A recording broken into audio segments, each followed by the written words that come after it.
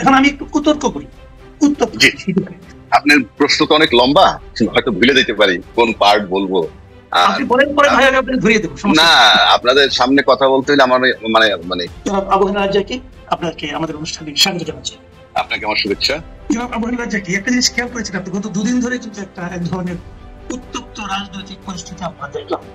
এবং সেখানে যে জিনিসটা গতকালকে একটা বিশেষ উপদেষ্টা মন্ডলীর একটা বিশেষ সভা করা হলো, এবং সেখানে কয়েকটা গুরুত্বপূর্ণ সিদ্ধান্ত নেওয়া হলো।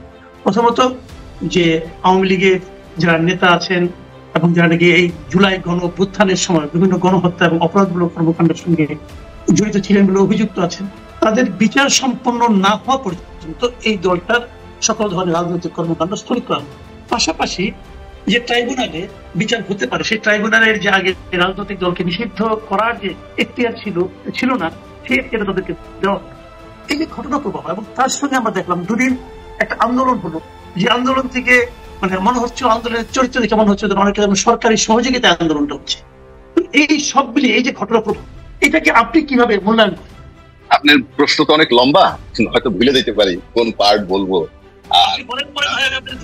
না, আপনাদের সামনে কথা বলতে হলে আমার বলে স্বাভাবিক থাকতে পারেন এই কারণে যে আপনারা এত বিজ্ঞ মানুষ এবং এত বেশি নানান জায়গায় সেমিনার।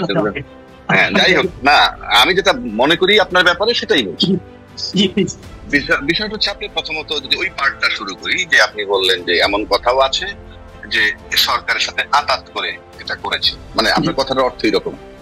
আর সেটা দিয়ে যদি আমি শুরু করি, ধরেন আমি তর্কের খাতিরে আপনার তর্কটাই মেনে নিলাম, কারণ আপনি তার বানায় বলেন নাই বাতাস এরকম কথা আছে, আপনিও জানেন না আমিও জানি না।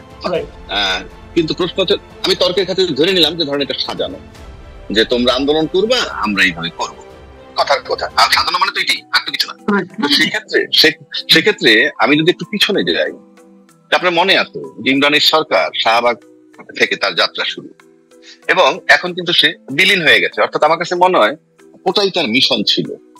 মানে শাহবাগে যেটা করছে, যে কাদের মোল্লার ফাঁসির ব্যাপারে, সেখানে কিন্তু আইনের সাথে নতুন ধারা সংযোজন করে পরবর্তীকালে তার মৃত্যুদণ্ড কার্যকর করা হয়। এবং তারপরে যখন তার আর কোনো রোল দেখি এবং যে খোঁজই পাই না, এতে আমার কাছে মনে হয়, এখন আমার ধারণা সে দেশেই নাই, তাহলে মনে হয় তাকে খুব পারপাসলি ইউজ করা হয়েছিল। এবং পারপাসলি ইউজ করা হইলে কি হয়, সরকারের মতো যদি এটাকে কাউকে ব্যবহার করে, তার হাইলাইট হতে বেশি সময় লাগে না, মিডিয়া তার পিছনে ঘুরে হাইলাইটেড হয়ে যায়, ইত্যাদি ইত্যাদি। ওইভাবে যদি ধরি, তো একইভাবে যদি আজকে সাজানো আমি এটাকে ধরি, তাহলে তর্কের খাতিরে ধরে নিলাম যে তারা এই দাবি দেওয়া করবে এবং সরকার মেনে নিবে, তাহলে কিন্তু একটা রেজাল্ট করে দেন। আপনি যে গর্ত করে গেছিলেন পিছনে, সেই গর্তে আবার আজকে আপনি পড়লেন। বিষয়টা এরকম, মানে আওয়ামী লীগ যেটা করে গেছে সেই গর্তের ভিতরে তারা পড়ে গেছে, মানে আজকে পড়তে যাচ্ছে বা করেছে।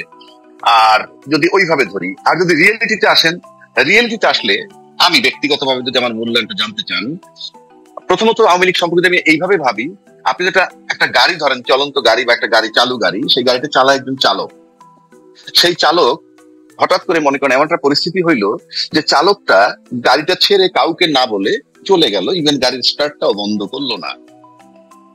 এখন আওয়ামী লীগ যদি আপনি সেইভাবে তুলনা করেন, যে গাড়িটা ছিল আওয়ামী লীগ আর চালক ছিল শেখ হাসিনা, এবং সেই শেখ হাসিনা যে 5 তারিখ চলে গেল, কাউকে কিছু বলে গেল না। বাংলাদেশে এমন কোন অনেক সরকারেরই পতন হয়েছে, তারা তৃতীয় কাউকে দাঁড়া করিয়ে দিয়ে তার কাছে ক্ষমতা হস্তান্তর করে দেশে ছিল, কখনো কারো দণ্ড হয়েছে, কখনো হয় নাই, বাট দেশে ছিল, দায়িত্বটা কাউকে বুঝাই দিছে। একটা কলেজের প্রিন্সিপালও যদি কোথাও চলে যায় 3 দিনের জন্য, সে কিন্তু কাউকে না কাউকে ভারপ্রাপ্ত প্রিন্সিপাল বানিয়ে যায়।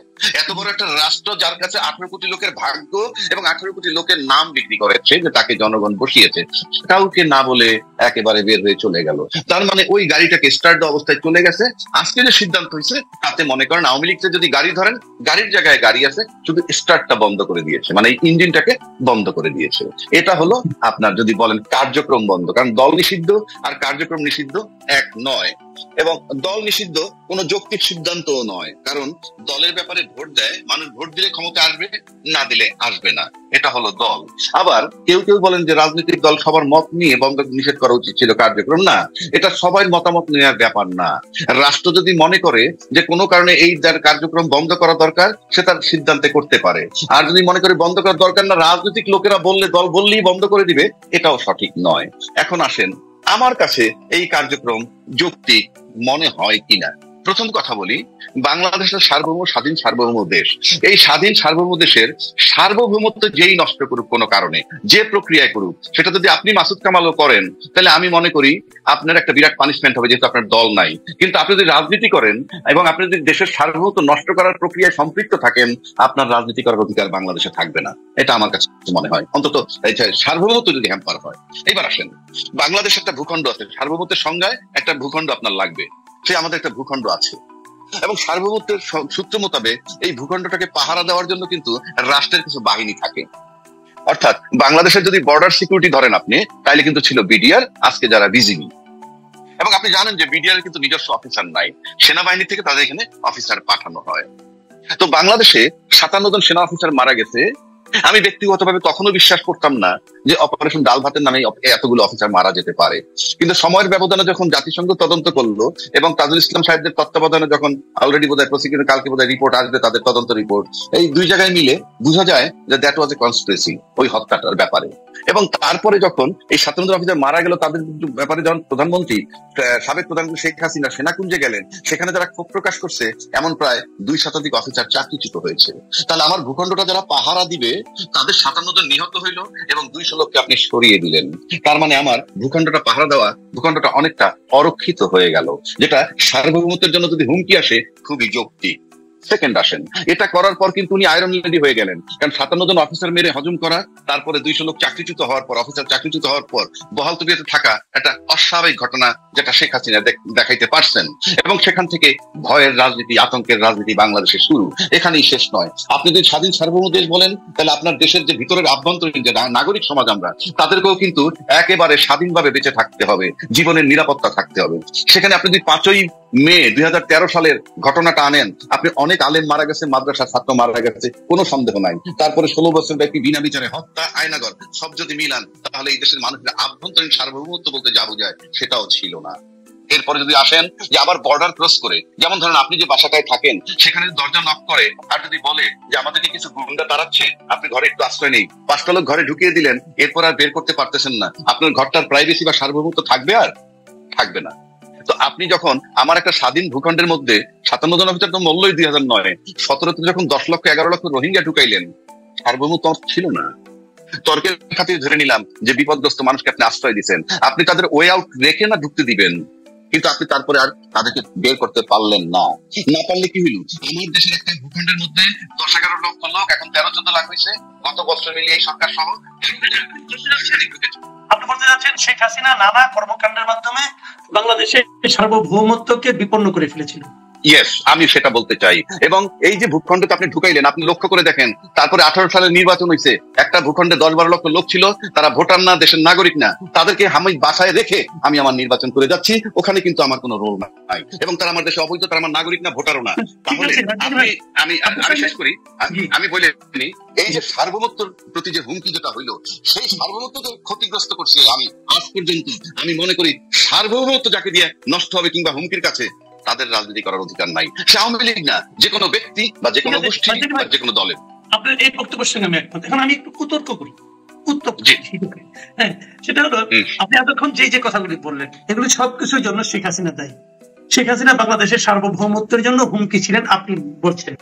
যদি সেটা সত্য হয়, আপনি শেখ হাসিনার বিচার করবেন। কিন্তু আওয়ামী লীগ তো একটা অনেক বড় একটা দল, এই দলের অনেক লোক ছিলেন যারা একদম গ্রামে গঞ্জে মাঠ পর্যায়ে ছিলেন, তারা তাদের ওই এলাকার যে একজন দলের নেতা, যে তার সামনে কথা বলার সামনে না, কিন্তু তারা আওয়ামী লীগকে ভালোবাসতেন। এখন যদি আপনি আওয়ামী লীগটাই বন্ধ করে দেন, তাহলে তাদের যাওয়ার জায়গাটা আপনি কোথায় রাখলেন? এতগুলো লোককে আপনি কোথায় যেতে দিবেন? এতগুলো লোক তাহলে কি করবে? কাজে যখন একটা বাস কাউকে অ্যাক্সিডেন্ট করে, তখন আপনি কি করবেন? বাসের ড্রাইভারকে নিয়ে থানায় দিবেন অথবা পুলিশের কাছে দিবেন। আপনি যদি বাসটাই পুড়িয়ে দেন, তাহলে সেটা কি আপনার বিবেচনা লজিক্যাল হলো? আপনি এটার জবাব যদি দেই, একটা বাস বা গাড়ি যখন অ্যাক্সিডেন্ট করে, কিংবা একটা বাস বা একটা গাড়ির ভিতরে যখন ইয়াবা পাওয়া যায় কিংবা মাদক পাওয়া যায়, তখন আপনি ড্রাইভারকে আটক করেন। ড্রাইভার বলতে যিনি চালান তিনি যদি গাড়ির মালিক হন, তিনি চালক, তাকে আপনি গ্রেফতার করেন, ভালো কথা। ইয়াবা পাইছেন, ভালো কথা। এই গাড়িতে ইয়াবা কে উঠাইছিল? গাড়ি নিজে উঠাইছেন, আপনি উঠাইছেন, কিন্তু গাড়িটা কাস্টডিতে যায় কেন? গাড়িটা থানা সিজ করে কেন? আপনি কি এটার যুক্তি আছে কোনো? আমি চ্যালেঞ্জ করে বলতে পারি আমার এটার যুক্তি নাই, কারণ এই অ্যাক্সিডেন্ট গাড়ি করে নাই, করছে চালক। এই গাড়িতে মাদক উঠেছে ওই ভদ্রলোক, গাড়িতে উঠায় নাই, কিন্তু আপনি গাড়িটাকে কিন্তু আসলে আলামত হিসাবে নিয়ে যাচ্ছেন কোথায়? আপনার থানায়, থানা কাস্টডিতে। তাহলে একটা বাড়িতে যখন রেপ হয় কেউ, তখন কি আলামত হিসেবে সেই বাড়িটা তুলে নেয়? নেয় না তো। এক। দুই, যখন কোনো এয়ারক্রাফটের ভিতরে কোনো অবৈধ ইয়াবা উদ্ধার হয়, সেই এয়ারক্রাফটটাকে সিজ করে কোথাও নিয়ে যাওয়া হয়? নিয়ে যাওয়া হয় না তো। সুতরাং যে সূত্রে, যে তথ্যে, যে কারণে গাড়িটা নিয়ে যেতে পারে থানায়, মাদক পাইলেন গাড়িতে, গাড়িতেও আর উঠায় নাই, অ্যাক্সিডেন্ট করলো চালক, গাড়ি তো আর করে নাই, কিন্তু হাজার হাজার গাড়ি তো আপনার থানায় কাস্টডিতে আটকা রয়েছে। সেটা কেন? যেই কারণে ওই গাড়ি আটকা, সেই কারণে আপনার এই একইভাবে, যেহেতু আপনি যে দলটার কথা বলছেন সেই দলটা কি করছে, যেটা বললাম, বয়ান দিলাম, এই যে সার্বভৌমত্ব নষ্ট করেছে বললাম, আমি খুব যৌক্তিক, আমি মনে করি আমাকে কেউ চ্যালেঞ্জ করতে পারবে। এই যে সার্বভৌমত্ব নষ্ট করছে, তাতে যে লোকগুলোর কথা বললেন অবশিষ্ট আছে, তারা কি কেউ বলেছে আপনাকে যে ভাই এই সার্বভৌমত্ব যে নষ্ট হলো, কাজটা তো ভালো করেনি, আমি ভাই আওয়ামী লীগ করবো না? এটা কথার কথা বলছি। তার মানে কি সার্বভৌমত্ব নষ্ট করছে?